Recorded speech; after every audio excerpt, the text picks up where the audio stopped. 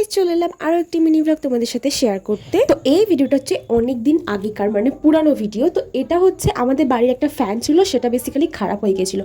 তো সত্যি কথা বলতে কি, আমাদের যদি কোনো পাখা বা কোনো লাইট যদি খারাপ হয়ে যায়, তো আমার বাড়িতে পাপা এভাবে সারিয়ে দেয়। তো আমাদের অতটা মিস্ত্রি ডাকতে হয় না, মানে খুব বড় কিছু না হলে কখনো মিস্ত্রি ডাকতে হয় না, আমার পাপাই আগে সারিয়ে দেয়। তো এই সব এক্সপিরিয়েন্স, মানে পাপা যেভাবে করছে এগুলো দেখে দেখে টুকটাক আমিও কিছুটা করি। তো আমিও মোটামুটি কিছুটা পাপার মতো চেষ্টা করি। তো ব্যাপারটা হচ্ছে ফ্যানটার যে জ্যাকটার প্রবলেম হচ্ছিল।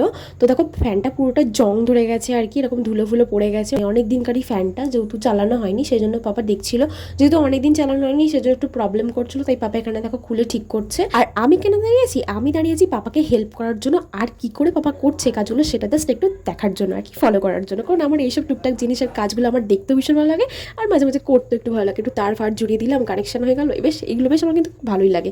তো যাই হোক, তারপরে দেখো পাপা এখানে সব কিছু ঠিকঠাক করে দিচ্ছে। তো ফাইনালি সব ঠিকঠাক করার পর দেখো এখানে আমরা চাই জ্যাকটা গুজলাম, দেখলাম পাখাটা ফুল স্পিডে চলছে, এত সুন্দর হাওয়া। আর আমি তো হাওয়াতে প্লাস আমার ঘুমিয়ে পেয়ে যাচ্ছিল। চলো এখন এবার আমি ঘুমাতে যাই। আর তোমাদের যদি আমার ভিডিওটা ভালো লেগে থাকে একটা প্লিজ লাইক করে দিও। চলো, বাই বাই।